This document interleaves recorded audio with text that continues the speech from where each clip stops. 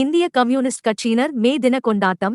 இந்திய கம்யூனிஸ்ட் கட்சியின் திருச்சி மாநகர் மாவட்ட குழுவின் சார்பில் மாநகர் மாவட்ட செயலாளர் சிவா தலைமையில் மே தின விழா கொண்டாடப்பட்டது. 70 இடங்களில் கட்சி கொடி மற்றும் எடியூசி தொழிற்சங்க கொடி ஏற்றப்பட்டது.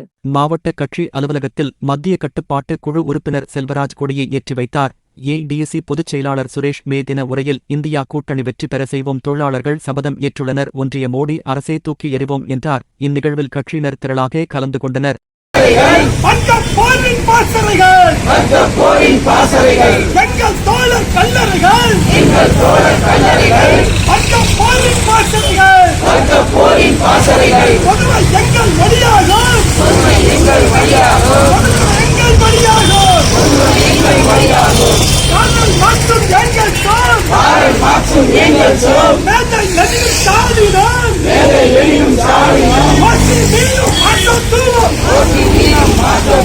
உயர்த்தி பிடித்த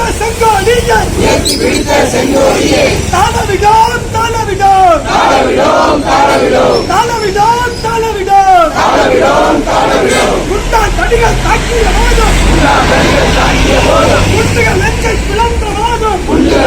பிளந்த போதும் தூக்கு மேடை ஏறிய போதும் சதி வழக்கில் சிக்கிய போதும் கொள்கை வெல்லும் என்றீரே உங்கள் புகழ் ஜிந்தாபாத் இந்திய கம்யூனிஸ்ட் கட்சி வாழ்க.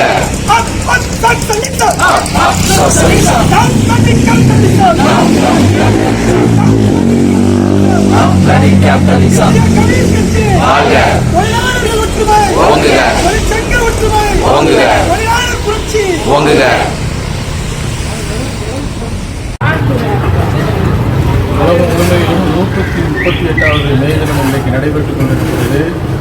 இந்தியாவிலே 150 ஆண்டு கால போராடி பெற்ற தொழிலாளர் சட்டங்கள் 44 சட்டங்கள் 4 சட்டங்களாக சுருக்கப்பட்டிருக்கிறது. ஒன்றிய மோடி அரசால் ஈஸ்ரம் என்ற பெயரில் 30 கோடி தொழிலாளர்கள் பதிவு செய்யப்பட்டு ஒரு பைசா கூட நிதி ஒதுக்கப்படவில்லை.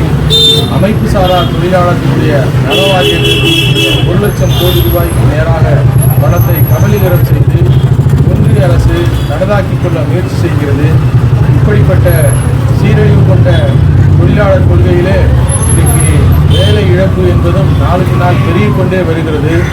ஐடி செக்டாரில் இருக்கக்கூடிய 60 லட்சம் தொழிலாளர்களிலே 22 லட்சம் பேர் வேலை இழப்பார்கள் என்கிற அபாய கட்டக்கூடிய விளிம்பில் இருந்து கொண்டிருக்கிறார்கள். வேலையில்லா திண்டாட்டம் என்பது பெருகிக் கொண்டிருக்கிறது.